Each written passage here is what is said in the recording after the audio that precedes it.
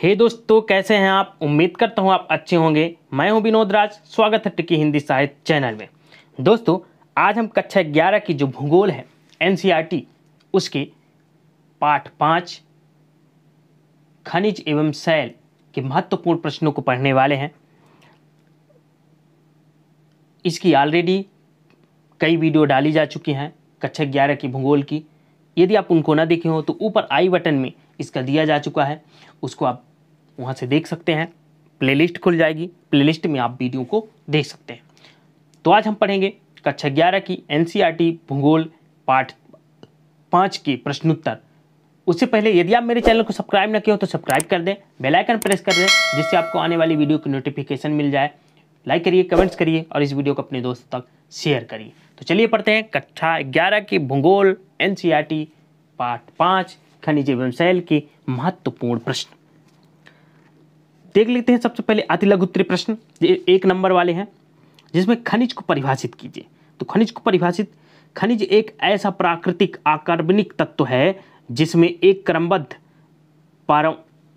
परमाणविक संरचना, निश्चित रासायनिक संगठन तथा भौतिक गुणधर्म विद्यमान होते हैं। जिनमें ये सब पाया जाए तो खनिज कहलाता है। अगला प्रश्न है, भूपर्पटी पर लगभग कितने प्रतिशत प्रकार के खनिजों को पहचाना गया है। तो भूपर्पटी पर लगभग 2000 प्रकार के खनिजों को पहचाना गया है। माइका नामक खनिज मुख्यतः किस उपयोग में आता है। तो माइका का उपयोग मुख्यतः विद्युत उपकरणों में होता है। आग्नेय शैलों के 2 उदाहरण दें। तो आपका ग्रेनाइट और बेसाल्ट। इसके ऑलरेडी ये सब आग्नेय अवसादी बताया जा चुका है। यदि आप वीडियो न देखो तो देख सकते हैं वहां पर। आध्यात्मिक खनिज को उदाहरण दीजिए। तो इसके उत्तर जो हो गया गंधक, फास्फेट एवं नाइट्रेट। ये वे खनिज हैं जिनमें धातु की मात्रा पाई जाती है। शिलीभवन की प्रक्रिया से क्या तात्पर्य है। तो उत्तर जो होगा अपक्षयित पदार्थों को अपरदन के कारण जैसे नदी और पवन निक्षेपित करते हैं। संघनता एवं दबाव के कारण ये संचित पदार्थ शैलों में बदल जाते हैं। यह प्रक्रिया शिलीभवन कहलाती है। ओके, पहले क्या करता है, अपक्षयित जो होते हैं उनको अपर्दन करती कौन, नदी और पवन, फिर निक्षेपित करते हैं। ठीक है ना। संघनन एवं दबाव के कारण ये संचित पदार्थ शैलों में बदल जाते हैं। तो यही क्या कहलाती है, शिलीभवन कहलाती है। ओके, अगला जो प्रश्न है, सभी खनिजों के मूल स्रोत क्या है। तो पृथ्वी के आंतरिक भाग में पाए जाने वाला मैग्मा ही सभी खनिजों का मूल स्रोत है। मैग्मा से ही सभी खनिज निकलते हैं। ओके, 8वां जो प्रश्न है, क्वार्ट्ज किस शैल का महत्वपूर्ण घटक है और इसका क्या उपयोग है। ये प्रश्न बहुत ज़्यादा पूछा जाता है। क्वार्ट्ज रेत और ग्रेनाइट का महत्वपूर्ण घटक है। इसका उपयोग रेडियो व रडार में होता है, रेडियो के रडार में होता है बनाने में। ओके, अगला जो कायांतरित शैलों के निर्माण का मुख्य कारण क्या है। दाब, आयरन एवं तापमान पीटीवी में परिवर्तन की प्रक्रिया के फलस्वरूप ही कायांतरित शैलों का निर्माण होता है। ठीक है ना। पेट्रोलॉजी क्या है। पेट्रोलॉजी शैलों का विज्ञान है। उत्तर जो होगा पेट्रोलॉजी शैलों का विज्ञान है जिसमें खनिजों की संरचना, बनावट, गठन, स्रोत एवं दूसरी शैली के साथ उसके संबंधों का अध्ययन किया जाता है। अगला जो प्रश्न है, शैली चक्र का अभिप्राय स्पष्ट कीजिए। शैली चक्र एक सतत प्रक्रिया है जिसमें पुरानी शैलें परिवर्तित होकर नया रूप ले लेती हैं। पत्रण या रेखांकन से क्या तात्पर्य है। मूल शैलों का जब कायांतरण होता है तो इन शैलों के कुछ कण या खनिज सुई रेवा के रूप में व्यवस्थित हो जाते हैं। इसे ही पत्रण या रेखांकना कहते हैं। ओके, अगला जो है, पृथ्वी पर पाई जाने वाली सबसे कठोर शैल का नाम बताइए। हीरा। वजन के अनुसार पृथ्वी की भूपर्पटी पर सर्वाधिक मात्रा में पाए जाने वाले 2 तत्व कौन कौन से हैं। तो ऑक्सीजन और सिलिका।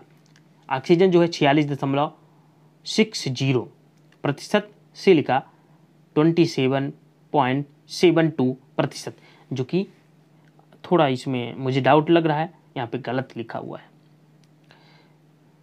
लेकिन जो आपकी किताब में आंसर दिया गया है उसको लाया गया है, इसलिए ये सही माना जाएगा। किन्हीं दो ऐसे खनिजों के नाम बताइए जो एक तत्वीय हैं।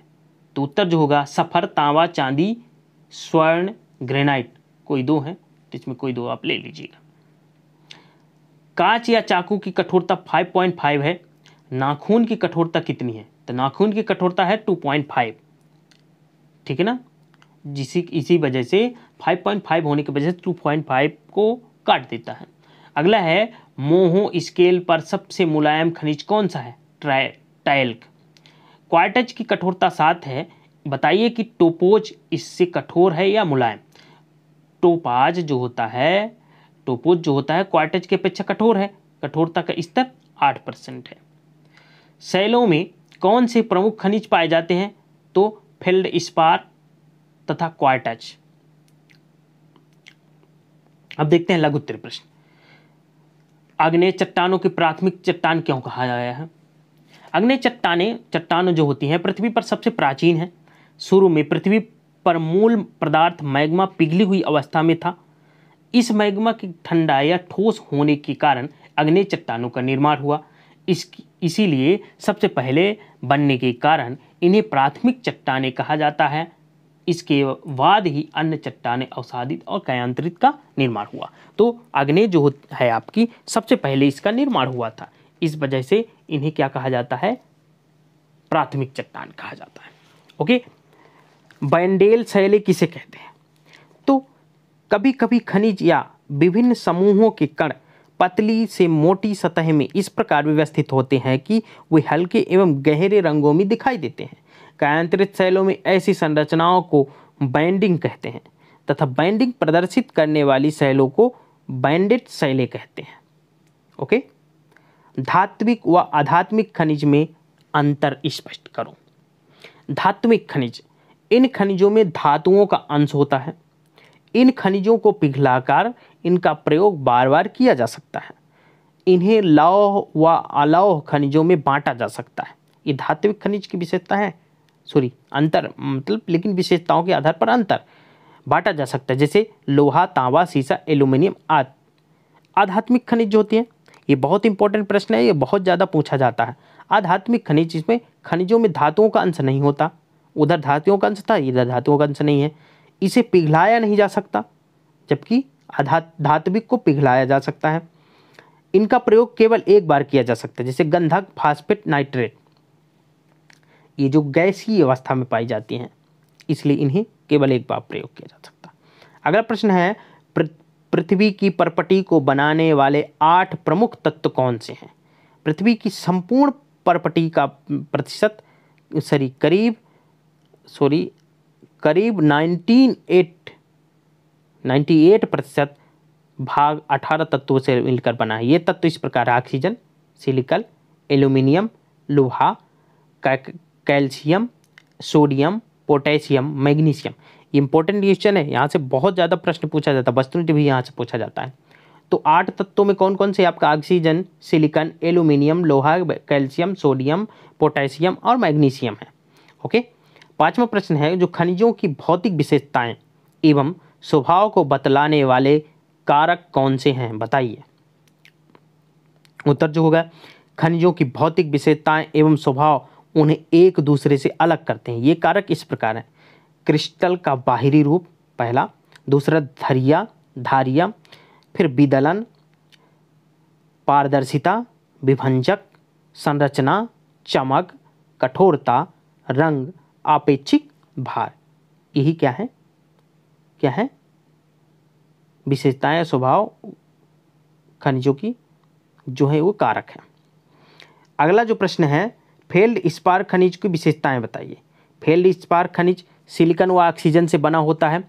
पृथ्वी की परपटी का आधा हिस्सा इससे बना है। इसकी विशेषताएं निम्न है। पहला, इसका रंग हल्का थोड़ा आज गला बैठा हुआ है। इसका रंग हल्का क्रीम से हल्का व गुलाबी रंग तक होता है। दूसरा, चीनी मिट्टी के बर्तन तथा कांच बनाने में इसका प्रयोग किया जाता है। ओके, माइका खनिज की विशेषताएं बताइए। माइका अर्थात अभ्रक पृथ्वी की भूपर्पटी पर 4% हिस्से में पाया जाता है। इसकी जो विशेषता है इस प्रकार है, इस खनिज में पोटेशियम, लौह, एल्यूमिनियम, मैग्नीशियम, सिलिका उपस्थित होते हैं। इसका प्रयोग विद्युत उपकरणों में होता है। यह सामान्यतः आग्नेय और ग्रेनाइट शैलों में मिलता है। ओके, एम्फीबोल क्या है, इसके उपयोग भी बताइए। तो एम्फीबोल एक खनिज है।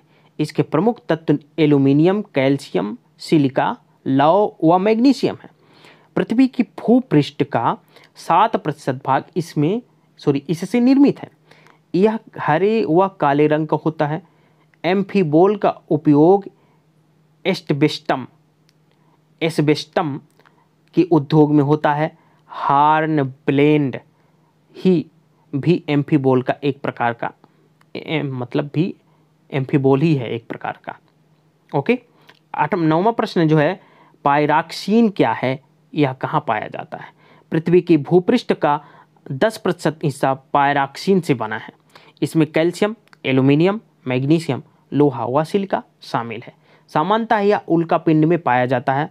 इसका रंग हरा अथवा काला होता है। उल्का पिंड जो ज्वालामुखी के समय निकलता है। अगला जो प्रश्न है, ऑलिबीन क्या है, इसका उपयोग बताइए। ऑलिबीन के प्रमुख तत्व मैग्नीशियम, लोहा तथा सिलिका है। इसका उपयोग आभूषणों में होता है। सामान्यतः ये हरे रंग के क्रिस्टल होते हैं जो प्रायः बेसाल्टिक शैलों में पाए जाते हैं। ओके, अगला प्रश्न है, भूपर्पटी के प्रमुख तत्व कौन से हैं।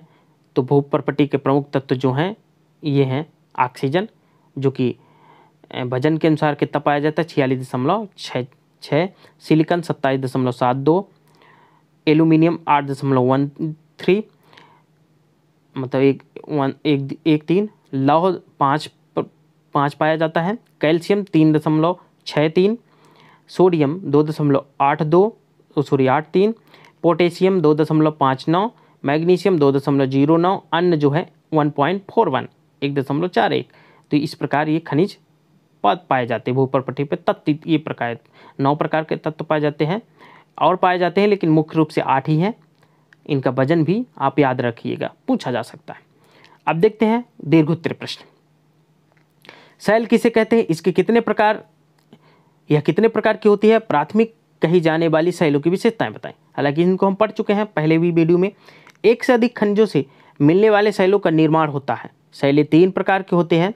जब एक से अधिक खनिजें आपस में मिल जाती हैं और उनसे जिनका निर्माण होता है वो क्या कहलाते हैं, शैलें कहलाती हैं। शैल मतलब चट्टान। शैल के 3 प्रकार होते हैं, आग्नेय, अवसादी और कायांतरित। अब देखते हैं आग्नेय शैल। आग्नेय शैल को ही प्राथमिक शैल भी कहा जाता है। ये शैलें प्राथमिक शैलें के बारे में पढ़ चुके हैं। ये शैलें लावा और मैग्मा के ठंडे होने से बनते हैं और ये शैलें का अपरांत होती है, मतलब यानी कि पानी या तरल पदार्थ अपारगम होती हैं, यानी पानी या तरल पदार्थ इनसे रिस कर अंदर नहीं जा सकता, इतनी होती है, मतलब इससे कोई चीज़ पार नहीं किया जा सकता। ठीक है ना। इसमें जीवाश्मों के अवशेष भी नहीं मिलते। ग्रेनाइट, ग्रेबो, बेसाल्ट आदि इसके उदाहरण हैं। ओके, इनकी विशेषता भी हो गई। अगला जो प्रश्न है, अवसादित शैलें किसे कहते हैं, निर्माण पद्धति के आधार पर इन्हें वर्गीकृत करें। नदियों, पवनों, हिमानियों आदि के द्वारा निक्षेपित पदार्थों से निर्मित शैल अवसादी शैल कहलाती है। इसके 3 वर्गीकरण हैं, यांत्रिक रूप में निर्मित, कार्बनिक रूप में निर्मित और रासायनिक रूप में निर्मित। ये आप याद रखिएगा, यांत्रिक, कार्बनिक और रासायनिक कौन कौन से हैं। तो यांत्रिक में जो आती है आपका बालूकाष्क, चूना प्रस्तर और शैल आदि। ठीक है ना। कार्बनिक रूप में निर्मित खाड़ियाँ और कोयला है। रासायनिक रूप में पोटास और हेलाइट है। अगला प्रश्न जो है, शैलों का कायांतरण कितने प्रकार से हो सकता है। तो शैलों के कायांतरण प्रक्रिया में अत्यधिक दबाव, आयतन तथा तापमान के कारण मूल शैलों में पुनः क्रिस्टलीकरण होता है और शैलें पुनः संगठित हो जाती हैं। कायांतरण के निम्नलिखित प्रकार हैं। गतिशील कायांतरण, वास्तविक शैलों के टूटने व पिसने के कारण शैलों का पुनर्गठन होता है। ऊष्मीय कायांतरण, इसमें मूल शैलों में रासायनिक परिवर्तन एवं पुनः क्रिस्टलीकरण होता है। प्रादेशिक कायांतरण, उच्च तापमान एवं दबाव के कारण बहुत बड़े क्षेत्रों की शैलों का रूपांतरण हो जाता है। संपर्क कायांतरण, गर्म लावा के संपर्क में आने से शैलों का रूपांतरण सम्यक कायांतरण कहलाता है। कायांतरण की प्रक्रिया से बनी शैलें संगमरमर, नाइस, हीरा, स्लेट आदि हैं। ओके, अगला जो प्रश्न है, शैली चक्र का वर्णन कीजिए। शैली चक्र ये इंपॉर्टेंट प्रश्न है और इसको समझना बहुत जरूरी है। देखिए, सबसे पहले अग्नेय चट्टानों का निर्माण होता है। इन चट्टानों का अपक्षय और अपरदन का कार्य आरंभ होता है और अवसादी चट्टानों का निर्माण होता है। तो अग्नेय चट्टान का जब अपरदन हो जाएगा, अपक्षय हो जाएगा, तो किसका निर्माण होगा? अवसादी का। अग्नेय और अवसादी चट्टानों ताप और दबाव के प्रभावाधीन, जब अग्नेय और अवसादी चट्टानों में ताप और दबाव पड़ता है तो इसके जो प्रभाव पड़ते हैं इससे रूपांतरित चट्टानों में परिवर्तित हो जाती है और अवसादी चट्टानें अधिक गहराई पर जाकर पिघलने के बाद उसी अग्नेय चट्टानें बन जाती हैं। ठीक है ना। रूपांतरित चट्टानें भी संलग्न द्वारा अग्नेय चट्टानों में बदल जाती हैं। इस प्रकार चट्टानें अनुकूल परिस्थितियों में अपना वर्ग बदलती रहती हैं। एक वर्ग की चट्टानों की दूसरे वर्ग की चट्टानों में बदलने की क्रिया को शैली चक्र कहते हैं। ध्यान रखिएगा। अर्थात शैली चक्र एक सतत प्रक्रिया होती है जिसमें पुरानी शैलें परिवर्तित होकर नवीन रूप लेती हैं। तो दोस्तों, ये रहा पार्ट 5 का प्रश्नोत्तर। उम्मीद करता हूँ ये वीडियो अच्छी लगी होगी, आपको समझ में आ गया होगा। यदि अच्छा लगा हो तो लाइक करिए, कमेंट्स करिए और वीडियो को अपने दोस्तों तक शेयर करिए। आप ज़्यादा से ज़्यादा अपने दोस्तों को व्हाट्सएप के जरिए, फेसबुक के जरिए आप शेयर जरूर किया करिए। ठीक है ना। आप चैनल को सब्सक्राइब नहीं किए हो तो सब्सक्राइब भी कर दें, बेल आइकन प्रेस करें जिससे आपको आने वाली वीडियो की नोटिफिकेशन मिलती रहे। इस वीडियो से संबंधित जो प्लेलिस्ट है उसकी आई बटन में आप देख करके वहाँ से प्लेलिस्ट में जितनी भी वीडियो डाली गई हैं आप उन वीडियो को देख सकते हैं। तो इसी तरह आप मेरे चैनल से बने रहिए। मिलते हैं नेक्स्ट वीडियो में, तब तक अपना ख्याल रखिए, स्वस्थ रहिए। धन्यवाद।